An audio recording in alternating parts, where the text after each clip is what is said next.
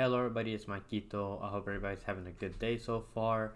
We finally have soccer coming back up tomorrow. It's going to be the international break, but before I get into that, I just want to quickly thank everybody for all the comments that you guys left in the last video, the NBA one, all support comments. Yes, I know I look rough.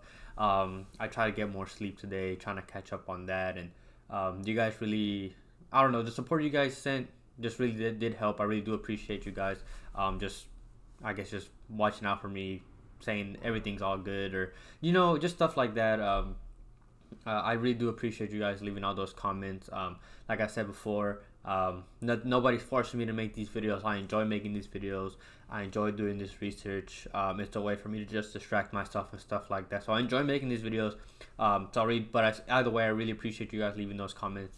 But going back to when it comes to the soccer stuff, there's not gonna be too many picks because there's a lot of players when it comes to international break that aren't gonna be playing because they're having this sort of problem with injuries, player injuries, and some saying the club's not managing them right, and some saying their country's not managing them right. So there's gonna be quite a mix up when it comes to international teams. So I'm not gonna go too crazy when it comes to the picks. I will likely have more added plays linked, not linked, in the pinned comment about an hour or 30 minutes before the game starts.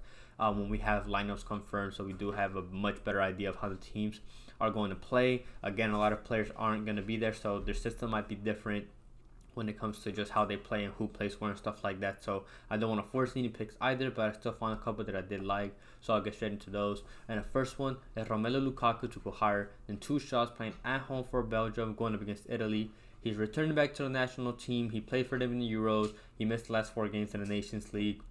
At the end of the day, he is still Belgium's all-time leading scorer, and it is for a reason.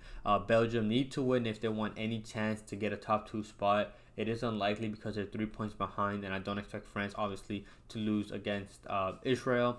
But they need to win if they want any chance to be in that top 2 spot, or at least secure their third place spot and not get relegated if they don't win. And he's a guy who, in the Euros, he played pretty much every single minute in that Euro, and he averaged 2.76 shots per 90. We need him to take at least 2. And one thing that he can do and that he is really effective in is breaking opposing lines and making those runs, trying to find that space. As long as they pass him the ball, he will find the space. And Italy, their main problem, they do have individual great players, but they don't have a captain, like an experienced player to lead them, and it shows. I believe their oldest player is like 27, and that's DiMarco, and even then he hasn't been in the national team for that long. They have a relatively young team, and they don't have an actual leader to lead them, and again, it shows when it comes to their chemistry and stuff like that. And in my opinion, one of two things happened in this game.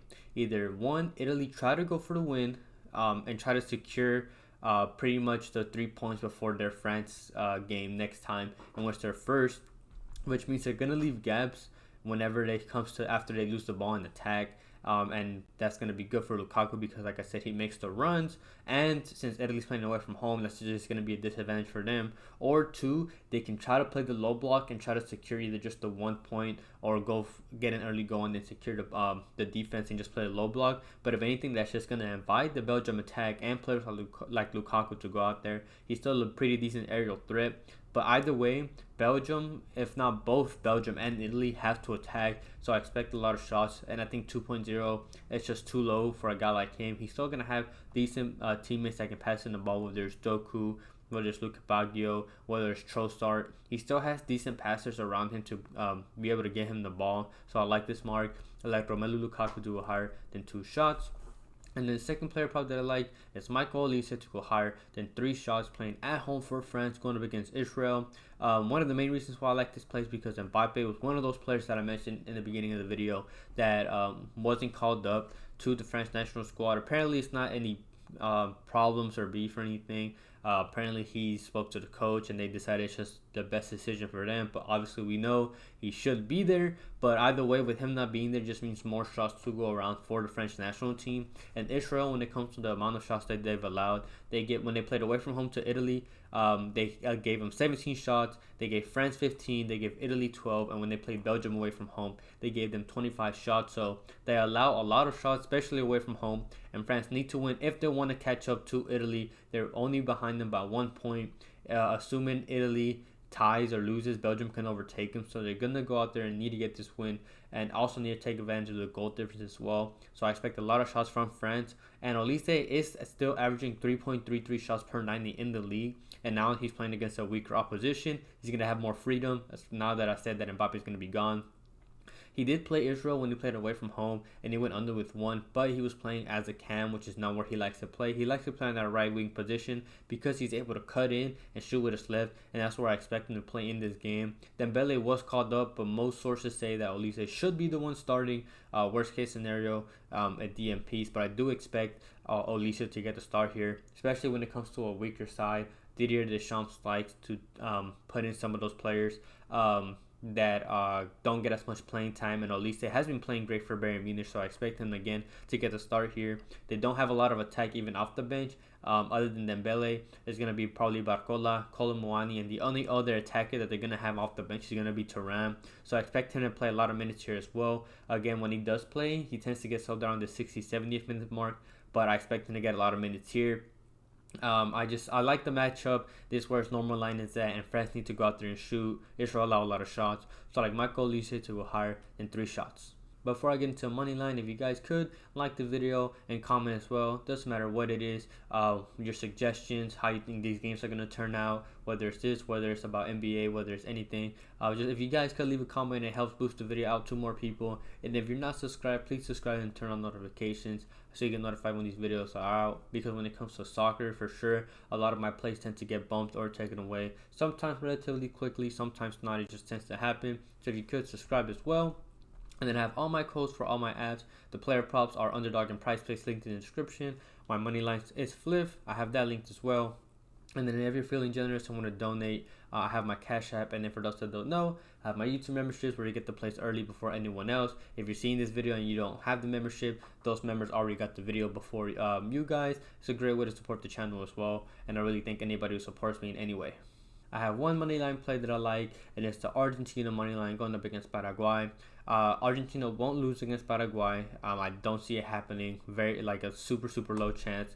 It's just whether or not this game will be a draw. They played in October of last year. Argentina beat them 1-0, and the reason why this line is the way it is because Paraguay do have the second worst attack so far. They've only scored 4 goals in 10 games. But they also have had the best defense so far, and they've conceded 4 goals so far in 10 games. Argentina are actually only 3 points clear, so they're going to want to go out there and win the game just so they can secure that 3-point lead.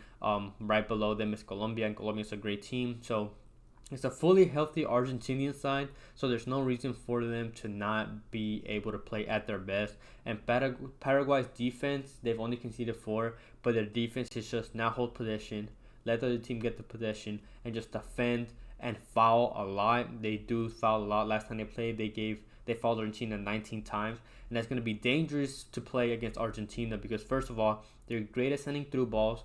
Paraguay don't hold possession, so they'll be able to send a lot of those. And if they foul them a lot and they give them a lot of free kicks, obviously if they get a penalty, Argentina is good for them. But if they give Argentina a lot of free kicks, it's going to be hard for them because Argentina has a really good set piece ability when it comes to being able to score off the headers. And then Argentina shooting, they're going to get a lot of corners, same thing as well. So it's going to be tough, a tough matchup for Paraguay. They're very likely to not score in my opinion.